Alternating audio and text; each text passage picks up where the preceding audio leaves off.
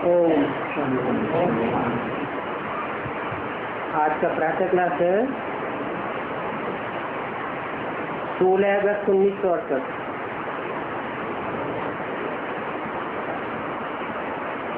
शिव भगवान वाच अपन को आत्मा समझ करके बैठो। शिव भगवान वाच माना ही शिव बाबा समझाते हैं। समझाने वाला कोई देहधारी नहीं है। देहधारी आत्मा उसे कहा जाता है जिसकी बुद्धि देह में धरी हुई हो या जिसकी बुद्धि को देह आकर्षित करती हो, उसको कहा जाता है देहधारी। जिसमें प्रवेश करता है वो देहधारी हो सकता है, परंतु प्रवेश करने वाला वो सुप्रीम रूह देह को क्षण मात्र भी धारण करने वाला नहीं है। वो बैठ बच्चों को समझाते हैं कि अपन को आत्मा समझ करके बैठो। तो कितना ध्यान देना चाहिए। सुप्रीम रूह बैठ करके हमको समझाते हैं। 63 जन्म तो देहधारी मनुष्य गुरु आत्माएं हमको समझाती रही।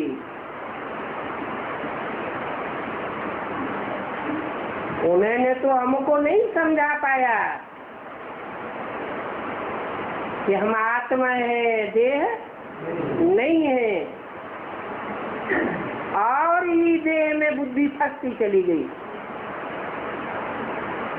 अभी तो समझाने वाला स्वयं रूहों का बाप है, जिसे कहते हैं रूहानी बाप। समझाते हैं क्योंकि तुम सब ब्रदर्स हो, आत्मा आत्मा भाई भाई हो, एक ही बाप से वर्षा लेना है।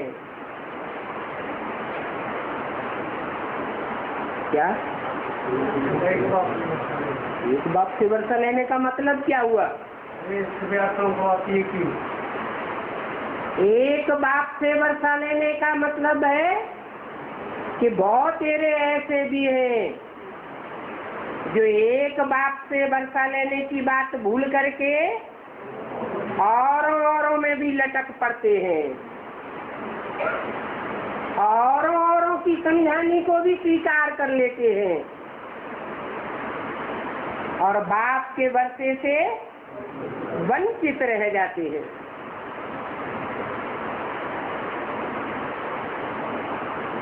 बहु जैसे कि कल 5000 वर्ष पहले भी बाप से वर्षा लिया था, ऐसे ही अभी भी एक ही बाप से वर्षा लेना है। कोई दूसरे इब्राहिम, बुद्ध, क्राइस्ट आदि से वर्षा नहीं लेना है, या उनके फॉलोअर्स से वर्षा नहीं लेना है, अथवा उनके आधार मूर्त या उनके जो बीज हैं उनसे भी हमको वर्षा नहीं लेना है। वर्षा नहीं लेने का मतलब है उनकी बातों को कान पर नहीं धरना है। इसलिए बोला कि अनेकों से ज्ञान सुनेंगे तो व्यभिचारी ज्ञान हो जाएगा। फिर अब व्यभिचारी वर्षा सूर्यवंशी नहीं मिल सकता।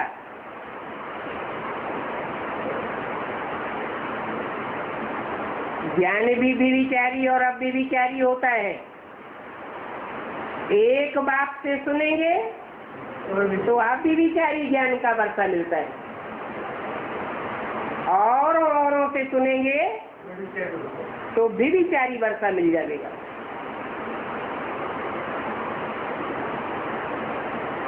अभी तुम समझते हो कि हम सब आज सनातन देवी देवताओं की राजधानी में थे।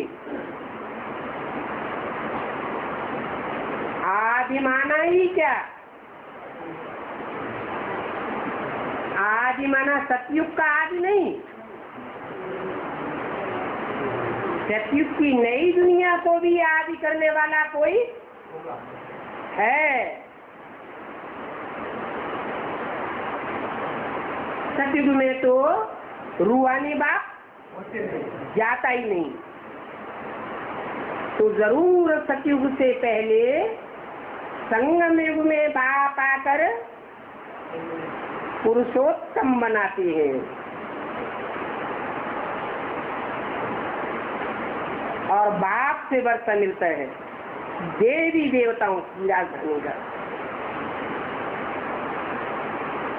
जहाँ सूर्यवंशी थे और कोई भी दूसरे वंश के नहीं थे, चंद्रवंशी भी पीछे आए हैं। क्या?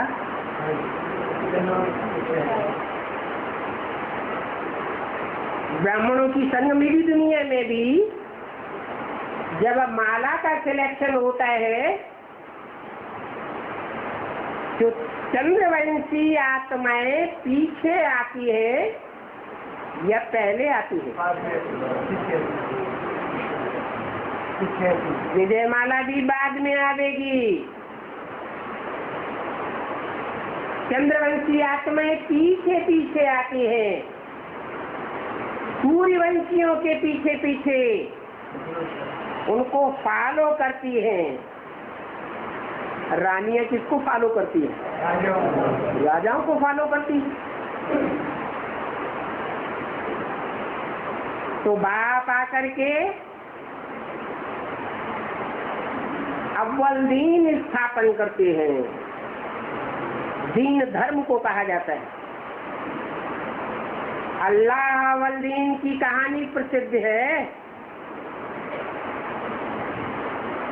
मुसलमान लोग भी इस बात को मानते हैं कि पहले पहले इस दुनिया में अल्लाह का राज्य था। बाप बैठ समझाते हैं कि तुम सूर्यवंशी अर्थात विश्व का मालिक कैसे बन सकते हो?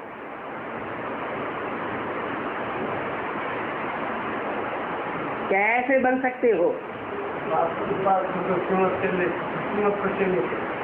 माँ में कम याद करो, कोई दूजम को याद न करो। कोई दूसरों की भी बातें सुनेंगे, कान पर धरेंगे, दिल में धरेंगे, तो उनकी भी याद आती रहेगी। फिर विश्व के मालिक नहीं बन सकते। नई विश्व के मालिक बनना है तो सिर्फ मेरे को याद करो।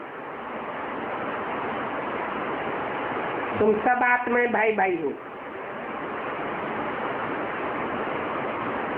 भाई भाई हो, ये याद क्यों दिलाते हैं?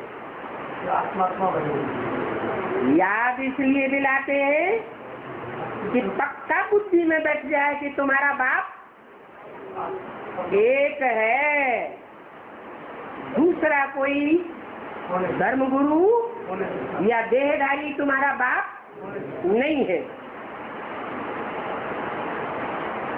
ऊँचते ऊँच भगवान एक ही है। उस सच्चे बाप के बच्चे 7 साहबजादे हो।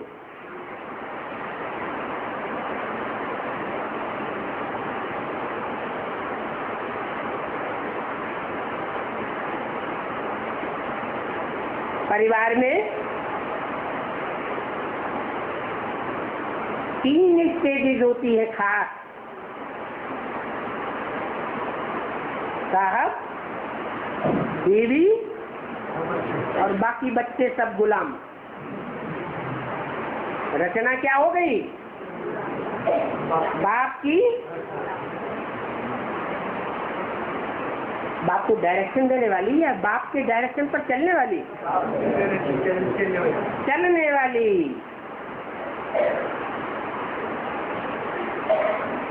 ये बाप बैठ समझाते हैं। क्या? रचना वो जो रचयिता के पूरा ही कंट्रोल में हो। अगर रचना बाप के कंट्रोल में नहीं है तो वो रचना रचना नहीं है।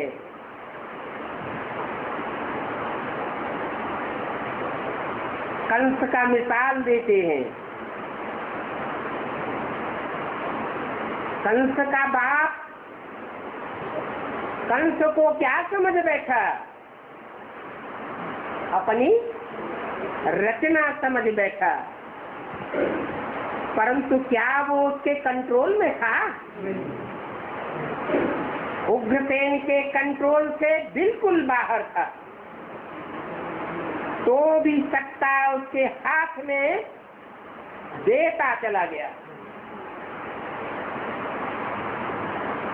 आखिरी रचना हाथ से निकल गई। नहीं तो रचना रचयिता बाप की मुट्ठी में रहनी चाहिए। आज रावण राज्य में क्या हाल है? रचना रूपी जो बच्चे हैं वो माँ बाप के कितने कंट्रोल में रहते हैं?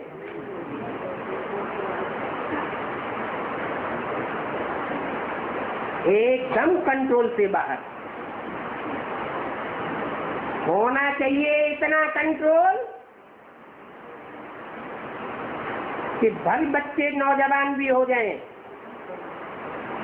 तो भी अपने को बाप का गुलाम समझ करके रहे।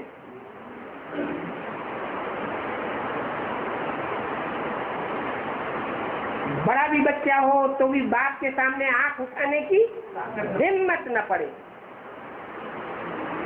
उसको कहते हैं आज सनातन देवी देवता धर्म का फाउंडेशन। पारिवारिक व्यवस्था ऐसी मजबूत हो कि धर्म सत्ता राज्य सत्ता पूरे परिवार की एक हाथ में होनी चाहिए। तब कहेंगे साहबजादे। अगर पूरे कंट्रोल में नहीं है रचना रूपी बच्चे तो साहबजादे की वजह क्या कहे जाएंगे? हरामजादे।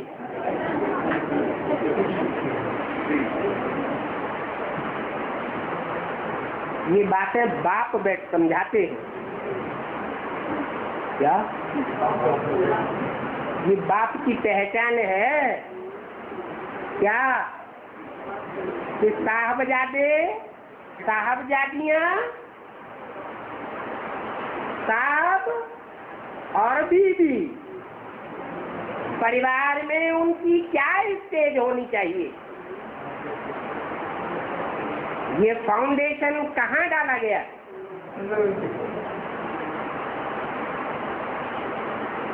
उस बाप की कीमत पर ही। बाप के साथ बाप का योग लगा देंगे तो तुम्हारे पाप कट जाएंगे। किस बाप के साथ? जो ये बातों का क्लैरिफिकेशन देते हैं, समझानी देते हैं। वो एक ही बाप है समझाने देने वाला, और कोई दूसरा बाप इन बातों की असली समझानी नहीं दे सकता। तो उस बाप की याद करने से तुम्हारे सब पाप कट जाएंगे तो तुम्हारे सब दुख दूर हो जाएंगे। कहाँ? सतयुग में? सतयुग में नहीं, तुम साहबजादे बन जाएंगे 100%, तो तुम्हारे सब दुख दूर हो जाएंगे इसी दुनिया में, इसी शरीर से। इसलिए मुसलमान समझते हैं इस बात को कि जब दुनिया की कयामत होगी तो खुदा के बंदे बड़े मौज में रहेंगे। कहते भी हैं, मालिक तेरे बंदे हम। सब बंदे वंदना करते हैं, सर झुकाते हैं। अगर सर न झुकावे, श्रीमत पर न चले, अपनी मत चलावे, सर उठाए लेवे, तो वो बंदे नहीं है, वंदना करने वाले नहीं है। कल ग्लानि करने लग पड़ेंगे।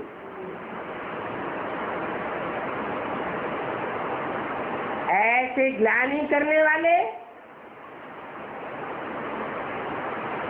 बाप से आंखें नहीं मिलाते हैं। बाप से जब हमारी आंखें मिलती हैं तो तुम्हारे सब दुख दूर हो जाते हैं।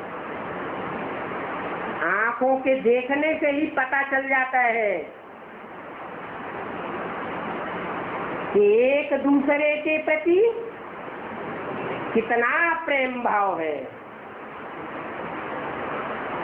आंखें दिल की बात बाहर बता देती है।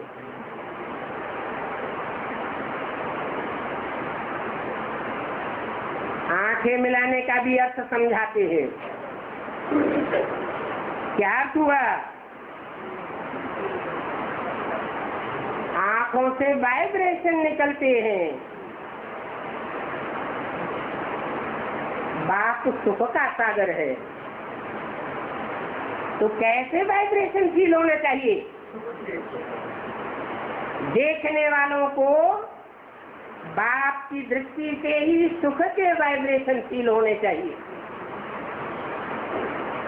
अगर सुख के वाइब्रेशन फील नहीं होते हैं तो क्या साबित हुआ? जैसी दृष्टि वैसी शक्ति में बाप का रूप दिखाई देता है। अपने को आत्मा समझ बाप को याद करो।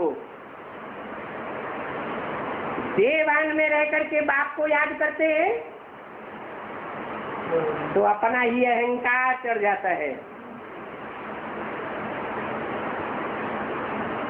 बाप से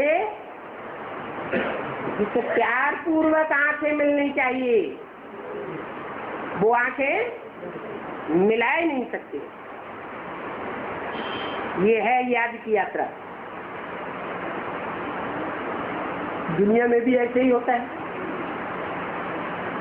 कोई को घड़ी दो घड़ी प्यार से देख लेंगे तो याद आता रहेगा, या कोई को धिक्कार से देखेंगे तो याद आएगा।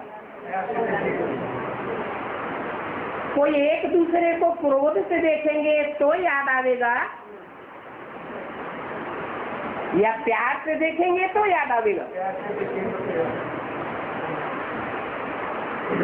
ये दृष्टि का नियम है। लगाव पूर्वक जिसको देखा जाता है वो याद जरूर आता है। इसको योगाग्नि कहा जाता है। क्या? रावण ने भी देखा था। रावण ने भगवान राम को प्यार की दृष्टि से देखा था कि हिकारत की दृष्टि से देखा था, घृणा की दृष्टि से देखा था।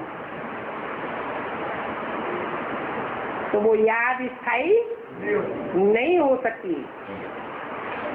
मुक्ति तो मिल जाएगी, क्योंकि फिर भी याद तो किया ना।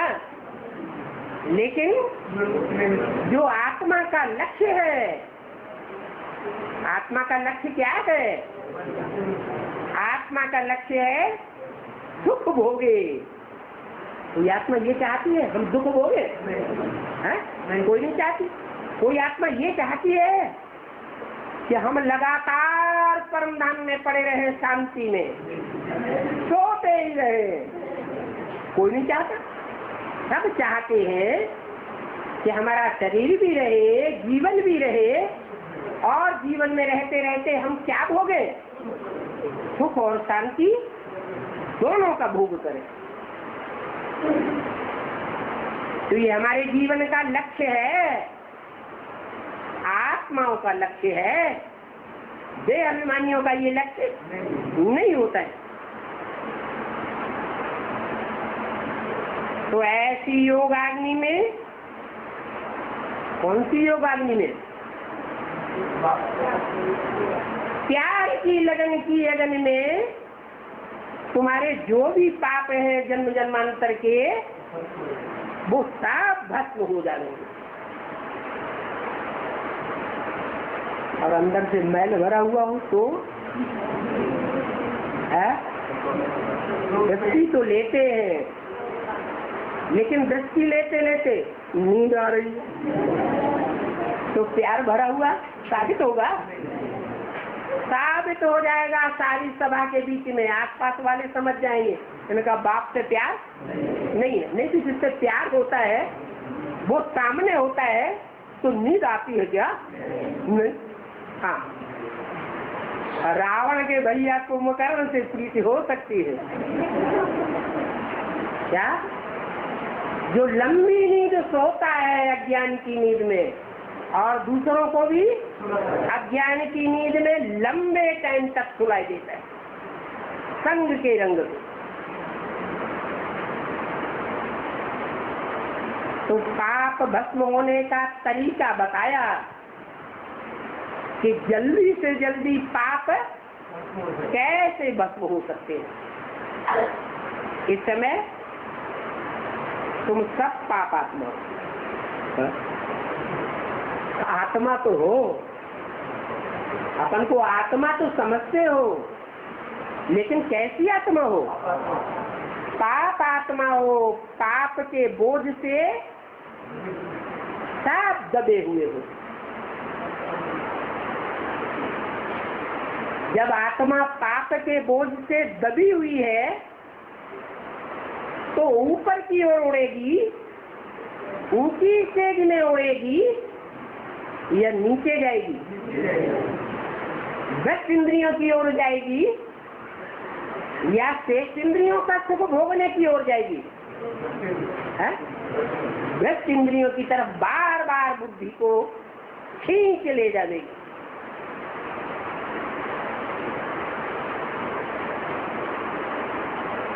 तो तुम सब भ्रष्टाचारी हो गए हो।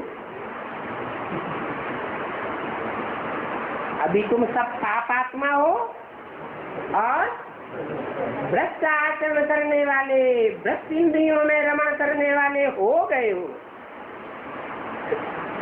इसलिए ये दुनिया है ही दुख धाम। भ्रष्ट इंद्रियों से भ्रष्ट कर्म होंगे या श्रेष्ठ कर्म होंगे? भ्रष्ट कर्म करते करते दुख की दुनिया गहरी होती जाती है। अभी भी 70 साल बाप को आए हुए हो गए। बच्चे ज्यादातर दुख की दुनिया में गहरे जाते हैं या दुख की दुनिया से उपराम होते जा रहे हैं? क्या अनुभव करते हैं? 70 साल से ऊपर हो गए। अपने अपने दिल से पूछे कि हमारे मन बुद्धि की स्टेट क्या है? अपन से पहले पूछना चाहिए, दूसरों से प्रश्न बाद में करें। पहले अपन से पूछना चाहिए, दुखधाम वासी हो या सुखधाम वासी हो? नरकवासी हो या स्वर्गवासी हो? क्या जवाब आएगा?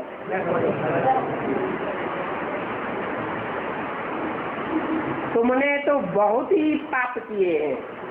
ये क्या बात? हम बाप के बच्चे हैं, ऊंचे से ऊंचे बाप के बच्चे हम बनते हैं और फिर हमको ही पाप कहते हैं क्या? तुमने तो बहुत ही पाप किए हैं। अरे ऊंचे से ऊंचे बाप के बच्चे पाप आत्मा होने चाहिए या पुण्यात्मा होने चाहिए? तो ये क्या कह दिया? इसलिए कह दिया कि रावण के राज्य में द्वापर युग से संग के रंग में आते आते द्वैतवादी दुनिया के दो मतों से प्रभावित होते होते हम बहुत पापात्मा बन गए।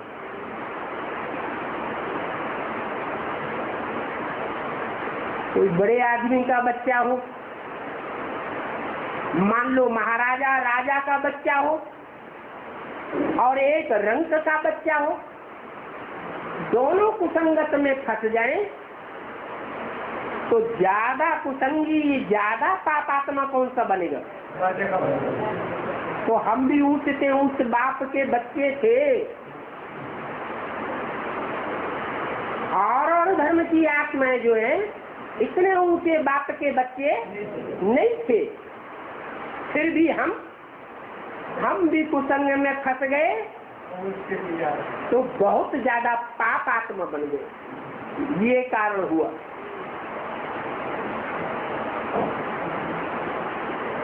नहीं तो हमको बहुत पुण्य आत्मा होना चाहिए था। इसको कहा जाता है रावण राज्य का प्रभाव। हमारे ऊपर किसका प्रभाव पड़ गया? रावण का प्रभाव पड़ गया।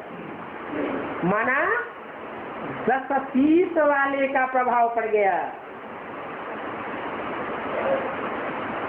10 शीश माना 10 मन बुद्धि के आधार पर 10 प्रकार की बातें बनाने वालों का प्रभाव हमारे ऊपर पड़ गया।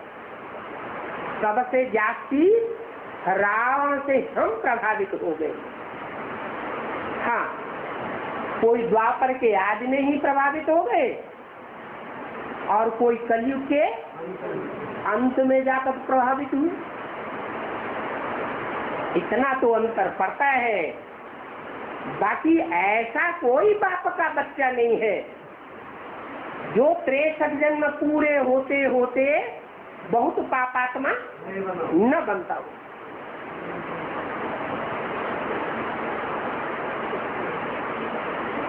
तो इसको कहा जाता है रावण राज्य, जो बरबसी हमको अपने प्रभाव में लेकर के बहुत पापात्मा बनाई देता है। और सतयुग को कहा जाता है राम राज्य, जस्ट अपोजिट। वहाँ कैसे संग के रंग में आते हैं? नहीं, सतयुग में कहा एक बाप का संग होता है। सतयुग में राम राज्य होता है ना, राम का स्थापन किया हुआ राज्य है, इसलिए राम राज्य कहा जाता है। उस राम राज्य में आसुरी राज्य नहीं होता है। आसुरी धर्मों में कन्वर्ट होने वाली आत्माएं तो हो सकती हैं, लेकिन उनका राज्य नहीं होता है। राज्य किसका होता है? राज्य सूर्यवंशियों का होता है, जो एक बाप से प्रभावित होने वाले होते हैं। तो तुम भी ऐसे समझा सकते हो कि प्रभावित माना प्रजा, अनेकों से प्रभावित होने वाले रावण संप्रदाय, और एक से प्रभावित होने वाले राम संप्रदाय बनते। भले कितने भी बड़े बड़े बैठे हो, उन बड़े बड़े आदमियों से भाषण करते समय तुम्हें प्रभावित होने की दरकार नहीं है। तुमको ऐसी बातें समझाने में कोई हर्जा नहीं है। तुम तो कहते रहते हो कि हम अपनी बात नहीं सुनाते हैं, भगवान बात सुनाते हैं, वो बात हम आपको सुनाते हैं। वो कहे चला बड़ा भगवान के बातें सुनाने वाला, क्या प्रूफ है तेरे पास कि तू भगवान की बातें सुनाता है? तो बताओ क्या प्रूफ देंगे? हैं? गीता तो मनुष्यों की लिखी हुई,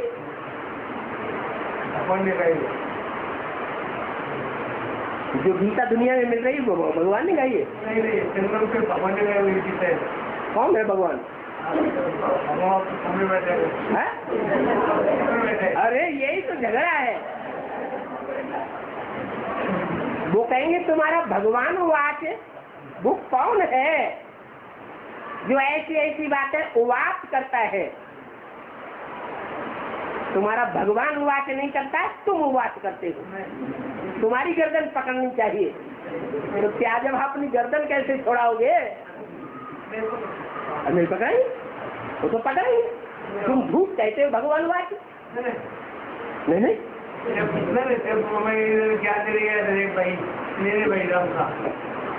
तो उनको बताना, उनको एक बात सुनूंगा आपको, आपकी वो बात अलग। यहाँ सवाल पैदा होता है, तुम जो बार बार कहते हो भगवान कहते हैं, भगवान कहते हैं, हम नहीं कहते हैं, तो वो भगवान कौन है? वो भगवान के बारे में हमें प्रूफ दो। हाँ चलो, नहीं सीधा सीधा प्रूफ बताओ कि भगवान बाप आते हैं तो ब्रह्मा के द्वारा नई सृष्टि रचते हैं या नहीं रचते हैं? रचते ही। प्रूफ है कि सारी दुनिया में इतना बड़ा ब्राह्मणों का परिवार जो ब्रह्मा ने रचा है माउंट आबू में बैठ करके, सारी दुनिया के शहर शहर में और भारत के तो गांव गांव में वो ब्राह्मण परिवार, ब्रह्मा की औलाद, ब्रह्मा कुमारी विद्यालय फैला हुआ है। ये प्रूफ है पक्का कि हम ब्रह्मा की औलाद है, और जो ब्रह्मा की औलाद है वो ही पक्के ब्राह्मण है। बाकी तो आज के ब्राह्मण मांस, शराब, वैश्यावृत्ति क्या क्या करते पकड़े जाते हैं। हम वास्तव में ब्रह्मा की ओरिजिनल संतान है, ब्रह्मा कुमार है, ब्राह्मण है, और वो ब्राह्मण सारी दुनिया में फैल रहे हैं। तो क्या प्रूफ नहीं है तुम्हारी आंखों के सामने? इतना बड़ा परिवार दुनिया में कोई संस्था है, कोई और ऐसा बड़ा परिवार है जो एक चूल्हे पर रोटी खाने के लिए तैयार हो? नहीं है। ये पक्का प्रूफ है कि भगवान बाप आकर के ब्रह्मा के द्वारा वेदवाणी सुनाए रहे हैं। तो तुम भगवान वाच कहते रहो, कोई झगड़ा करे तो प्रूफ दे दो।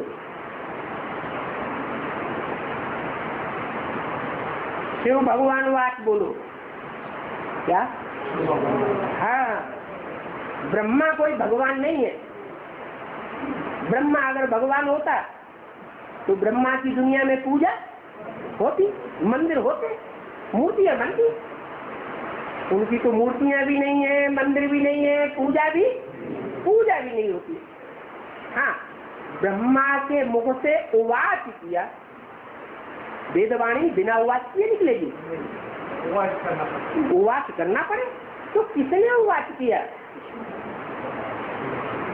राम ने उवाच किया, कृष्ण ने उवाच किया, इब्राहिम बुद्ध क्राइस्ट बड़े बड़े ग्रेट फादर्स ने उवाच किया। किसने उवाच किया? राम ने उवाच किया। फिर फंस गए। शिव भगवान उवाच, उस भगवान ने उवाच किया जो सदा शिव कहा जाता है। क्या? एक क्षण भी ऐसा नहीं पकड़ा जाएगा उसके जीवन में जो अकल्याणकारी हो। जो भी करता है कल्याण करता है, जो भी बोलता है कल्याण की बात बोलता है, जहाँ भी देखता है कल्याण की दृष्टि से देखता है। जहाँ भी जैसे भी वाइब्रेशन छोड़ेगा, क्रोध का भी वाइब्रेशन छोड़ेगा तो भी कल्याण ही कल्याण भरा हुआ होगा। कल्याण का ही नाम शिव है और सच्चाई से ही कल्याण होता है, झूठ से कभी कल्याण नहीं होता। सत्य को ही शिव कहा जाता है, सत्यम शिवम। और जो सच्चाई है, कल्याणकारी है, वो ही सुंदर है, उसको भगवान कहा जाता है।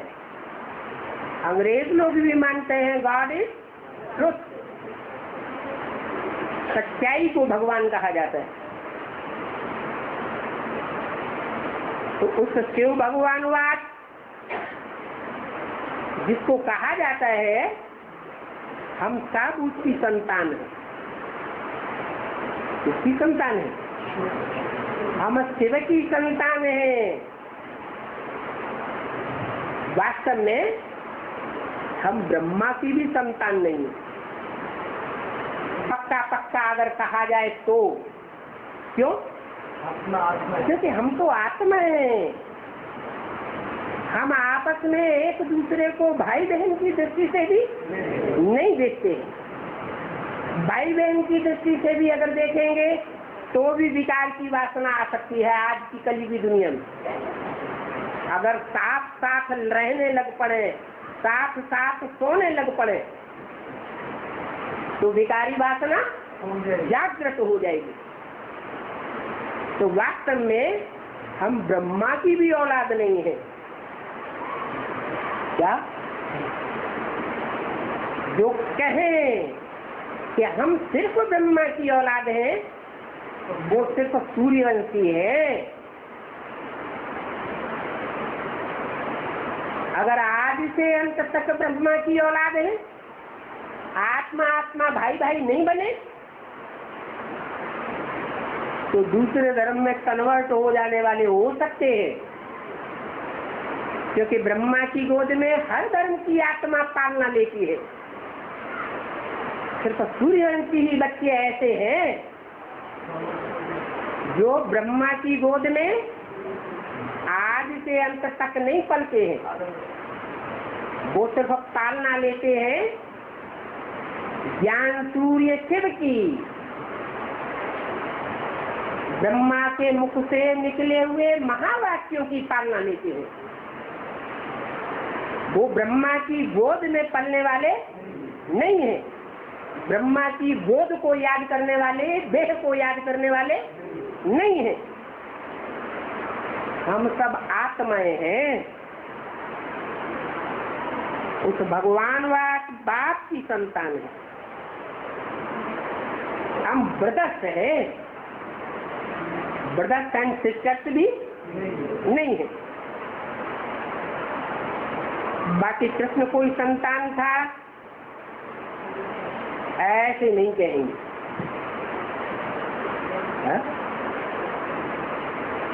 कृष्ण किसकी संतान था?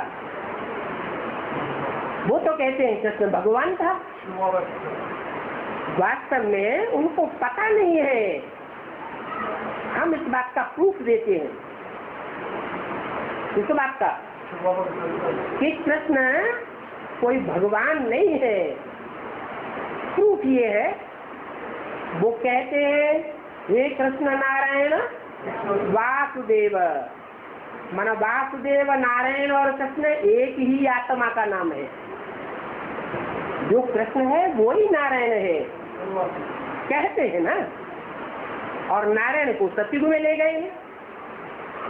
16 कला संपूर्ण नारायण का राज्य कहाँ दिखाया है? सतयुग में दिखाया है। तो सतयुग में जिस नारायण का राज्य दिखाया है वो नारायण बनने से पहले क्या था? क्या था? अरे गीता के ही अनुसार क्या था? मनुष्यों ने जो गीता लिखी है उसके अनुसार क्या था? नारायण बनने से पहले नर था, फिर उस नर को नारायण किसने बनाया? अरे ज्ञान देने वाला तो चाहिए, बनाने वाला तो चाहिए। तो साबित हो जाता है कि कृष्ण भगवान नहीं है, नारायण भगवान नहीं है। नारायण को नारायण बनाने वाला भगवान वो हो सकता है जो कभी भी जन्म मरण के चक्र में नहीं आता है। राम कृष्ण की आत्माएं तो जन्म मरण के चक्र में आती है। जो जन्म मरण के चक्र में आते हैं उनको ढेर की ढेर रानियां हो सकती है। कृष्ण को ढेर की ढेर रानियां दिखाई दी। अरे इतनी ढेर की ढेर रानियां, इतने ढेर के ढेर बच्चे पैदा हुए, फिर उसको एवरते और भगवान कैसे कहेंगे? कहेंगे क्या? नहीं कह सकते। भगवान तो एवर प्योर का टाइटलधारी है और उसका प्रूफ है। क्या प्रूफ है? दुनिया में प्रूफ मिलता है उसकी एवर प्योरिटी का। क्या प्रूफ है? हाँ, सारी दुनिया में शिवलिंग की पूजा देखी गई है। जहाँ जहाँ पुरानी पुरानी खुदाइयाँ हुई हैं जमीन की, वहाँ वहाँ लिंग मूर्तियाँ मिली हैं। उन लिंग मूर्तियों से ही साबित हो जाता है कि कृष्ण की मूर्ति इतनी पूजा प्राप्त करने वाली नहीं है। लिंग मूर्ति बहुत पूजा, सार्वभौम पूजा प्राप्त करने वाली है। तो जो सार्वभौम है वो ही भगवान है। कृष्ण, राम अथवा कोई भी देवता भगवान नहीं हो सकता। देवताएं भोगी होते हैं या उनको एवर प्योर कहेंगे है? जो भोगी होगा उसकी आत्मा भोग भोगने से क्षीणता की कला में जाएगी या नहीं जाएगी? जाएगी। और भगवान सूर्य तो कभी कलाहीन होता ही नहीं। सूर्य कलाओं में नहीं बांधा जाता, चंद्रमा कलाओं में बांधा जाता है। ये कहते हैं कृष्ण चंद्र, राम चंद्र। तो जो चंद्र है तो भगवान कहाँ से हो गया? चंद्रमा की तो कलाएं घटती रहती हैं, बढ़ती रहती हैं। कलाएं घटती है, इसका मतलब पृथ्वी से प्रभावित होता है। पृथ्वी माने धरणी, कन्याओं माताओं से प्रभावित होता है। कन्याओं माताओं की धरणी की परछाया चंद्रमा के ऊपर पड़ती है तो उसकी कला कम होती जाती है। नहीं तो चंद्रमा के ऊपर कला बढ़ने के लिए इसकी डायरेक्ट रोशनी चाहिए। सूर्य की डायरेक्ट रोशनी पड़ती है तो चंद्रमा संपूर्ण प्रकाशित होता है। तब कितना कला संपूर्ण कहा जाता है? 16 कला संपूर्ण कहा जाता है। इसमें भगवान कैसे हो सकता है? भगवान तो कभी भी कलाहीन होने का सवाल ही नहीं। न उसकी कलाएं घटती है, न उसकी कलाएं बढ़ती है। वो कलातीत कल्याण कल्पांतकारी कहा जाता है। क्या ऐसे भी नहीं है कि वो इस दुनिया में पार्ट नहीं बजाता है? क्या पार्ट भी बजाता है, लेकिन जो भी पार्ट बजाता है वो कलातीत होकर के पार्ट बजाता है। जो भी पार्ट बजाएगा, कर्मेंद्रियों से कर्म करेगा, कलाओं में क्षीणता नहीं आ सकती। क्या कलाएं क्षीण नहीं होंगी, माने आत्मा नीचे नहीं गिर सकती, आत्मा उत्तरोत्तर ऊपर ही जाएगी। वो इस दुनिया में आने के बावजूद भी, पतित दुनिया में, पतित तन में आने के बावजूद भी कभी कोई से प्रभावित नहीं होता। कोई उसको अपने अंडर भी कंट्रोल कर नहीं सकता। इसलिए गैंड भी है आज तक। भारत में भगवान आते हैं और कोई देश में भगवान नहीं आते हैं। भारत में जो भगवान आते हैं वो भारत सोने की चिड़िया कहा जाता है। सोने की चिड़िया का मतलब क्या है? उस सोने की चिड़िया को हर एक देश वालों ने अपने मुट्ठी में करना चाहा। अंग्रेजों ने भी मुट्ठी में करना चाहा, मुसलमानों ने भी मुट्ठी में करना चाहा, हर धर्म के लोगों ने अपनी मुट्ठी में करना चाहा, लेकिन कोई भी अपनी मुट्ठी में नहीं कर सका। कोई भी सदाकाल के लिए भारत को प्रभावित नहीं कर सका। ये भारत सिर्फ एक से ही प्रभावित होता है और वो है भगवान बाप। तो भारत किसकी औलाद हुआ? उसका नाम ही साबित करता है। भा माने रोशनी, ज्ञान की रोशनी, रत माने लगा हुआ, काहे में लगा हुआ? ज्ञान की रोशनी में लगा हुआ। जब संपन्न स्टेज भारत की बनती है तो उसका नाम ही पड़ता है नारायण। आयन माने घर, नार माने ज्ञान। उसका कौन सा घर है? ज्ञान जल ही उसका घर है। ऐसे भी नहीं कहेंगे परम धाम घर है। परम धाम में तो ज्ञान होता ही नहीं है इस दुनिया में। लेकिन इस दुनिया में रहते हुए भी, कोई भी कर्म करते हुए भी, या कोई भी कर्मेंद्रिय से भी कर्म करते हुए भी बुद्धि कहाँ रत रहती है? भा रोशनी में रत रहती है, ज्ञान जल में रमण करती है। मिट्टी में रमण करने वाली बुद्धि नहीं होती।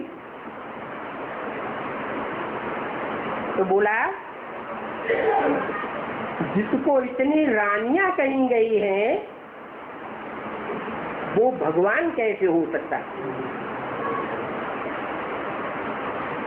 भगवान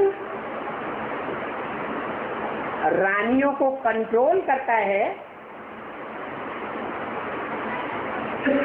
जैसे दुनिया वाले कंट्रोल करते हैं, ऐसे भगवान कंट्रोल करता है। या स्वतः ही कंट्रोल हो जाती है, प्यार के वशीभूत हो जाती है। भगवान कंट्रोल करता है। तो भगवान तो आकर सिखाता है। यहाँ जितना दूसरों को डायरेक्शन में चला देंगे, दूसरों को कंट्रोल में रखेंगे, उतना वहाँ डायरेक्शन पर चलना पड़ेगा, कंट्रोल में रहना पड़ेगा। तो भगवान दूसरों को सिखाता है, खुद नहीं करता है? खुद करता होगा कि नहीं करता होगा? खुद ही ये कार्य करता है। क्या सारी दुनिया के ऊपर प्यार का शासन करता है, मुसलमानों की तरह तलवार का शासन नहीं करता है, हिंसा का शासन नहीं करता है, अहिंसा परमो धर्म सिखाने वाला है वो परमपिता परमात्मा। उसको ये नहीं कह सकते कि उसकी रानियां हैं, क्या रानियां नहीं कहेंगे, क्या कहेंगे फिर? पटरानियां कहेंगे। पटरानियां भी कृष्ण को होती है, भगवान को थोड़ी ही होती है। अरे भगवान से प्यार करने वाले रानी कहे जाते हैं, या प्यार होने के बाद जब शादी हो जाती है तब रानी कहे जाते हैं, तब रानी कहा जाता है। तो अभी कौन सी स्टेज है?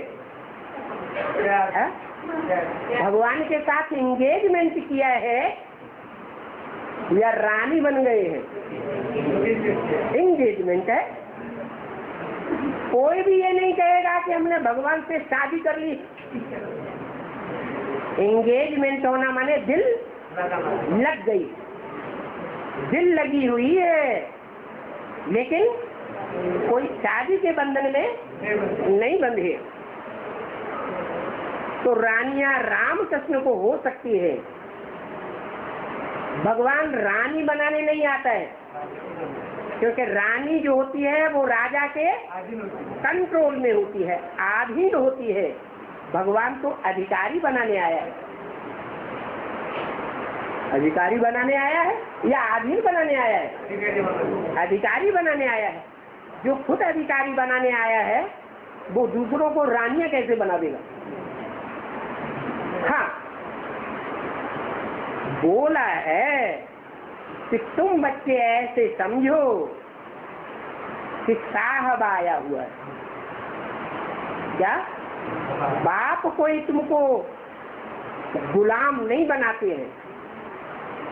क्या बाप गुलाम बनाने नहीं आया है, लेकिन तुम अपने अंदर ऐसा समझो कि ईश्वरीय सेवा के लिए हम बाप के गुलाम हैं। आत्माओं के अंदर की ये वृत्ति हो समर्पण भाव की। भगवान समर्पण नहीं करता है। भगवान क्या करता है? भगवान समर्पण करता है। भगवान अपना बनाता है, क्या करता है?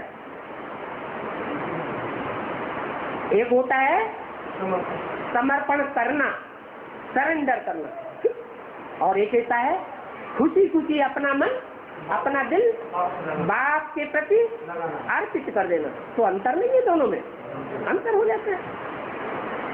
कृष्ण को तो जब स्वयंवर होता है तो उसका नाम ही बदल जाता है।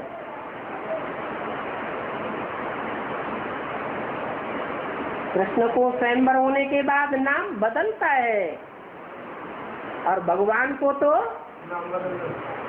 इतनी आत्माएं, इतनी सजनियां अर्पण में करती हैं अपने को, परंतु भगवान का नाम नहीं बदलता। उसका तो एक ही नाम शिव है जो कभी बदलता नहीं, सदा शिव है। उसको कभी अकल्याणकारी नहीं कह सकते। हाँ, ऐसे कहेंगे कि लक्ष्मी नारायण को बच्चे थे, ऐसे नहीं कहेंगे राधा कृष्ण को बच्चे थे। हाँ, राधे कृष्ण स्वयंवर के बाद लक्ष्मी नारायण बनते हैं। कहाँ की बात? संगम युग की बात है। जबकि भगवान बाप आते हैं तो आकर के नर से नारायण बनाते हैं। कोई नर से डायरेक्ट नारायण बनते हैं और कोई नर से प्रिंस बनते हैं। एक ही शरीर के द्वारा एक आत्मा नारायण का टाइटल धारण करती है। कौन सी आत्मा? राम की आत्मा। और एक आत्मा प्रिंस का टाइटल धारण करती है। जिस प्रिंस का गायन होता है शास्त्रों में, राधे अलग कुल की और कृष्ण अलग कुल का। वास्तव में सतयुग में एक ही कुल होगा या अलग अलग कुल होंगे? बस एक ही कुल होता है। ये संगम युग की बात है, जहाँ चंद्रवंशी भी होंगे ब्राह्मणों में और जहाँ सूर्यवंशी भी होते हैं। सतयुग में तो एक ही बच्चा पैदा होता है, एक ही माँ बाप से, और वो माँ बाप एक ही कुल के होते हैं, सूर्यवंशी ही होते हैं या दो कुल के होते हैं? एक ही कुल होता है। वहाँ तो ये बात लागू नहीं होती। हाँ, सतयुग में डायनास्टी चलती है, तो तुम बच्चों को बाप समझाते हैं कि अब माँ में कम याद करो, एक बाप को याद करो। देह के सभी धर्म छोड़ मुझे एक बाप को याद करो, तो तुम्हारे सभी पाप कट जाएंगे। क्या? देह के सभी धर्म छोड़ दो। क्या क्या धर्म है देह के? समझते मैं बाप हूँ, ये धारणा हुई ना बुद्धि के अंदर। समझते मैं पति हूँ, मेरे कंट्रोल में चलना पड़ेगा, ये अंदर धारणा है ना बुद्धि में। तो ये देह के धर्म है।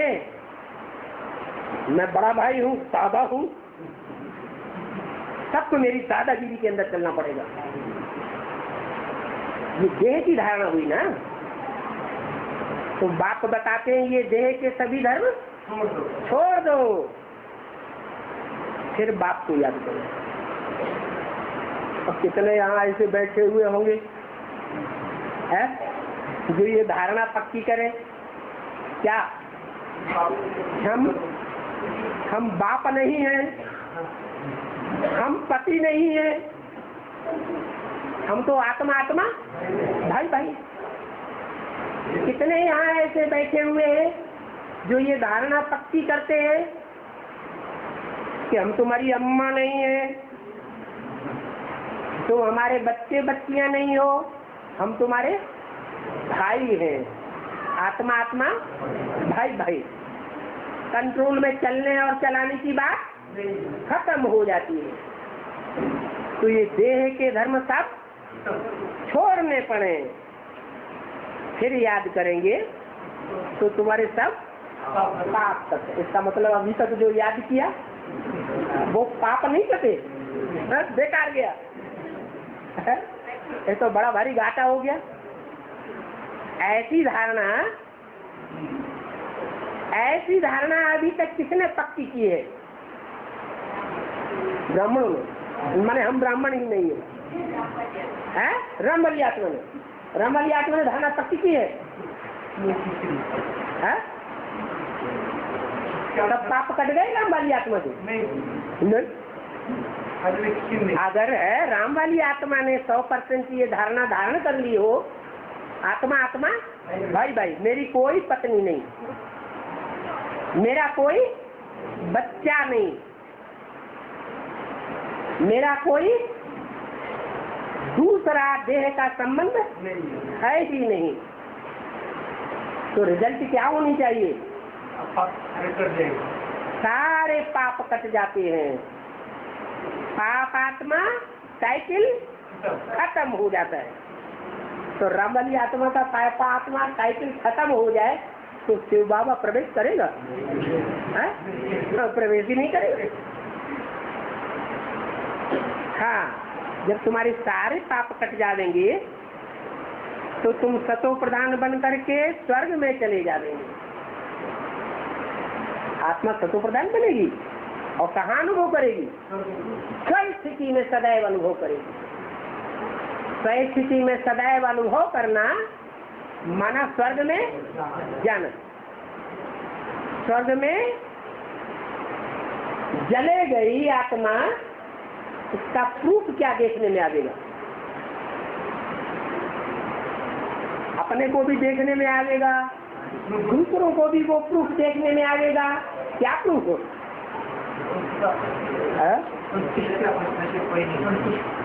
हाँ, आत्मिक स्थिति में स्थित रहने वाला कभी भी दुखी नहीं हो सकता, सदा सुखी रहेगा।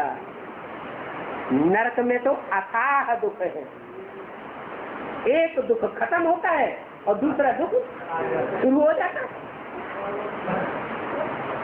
दो दुख खत्म होते हैं और 4 दुख शुरू हो जाते हैं। वहां स्वर्ग में तो दुख का नाम निशान नहीं रहेगा। क्या उसको कहेंगे?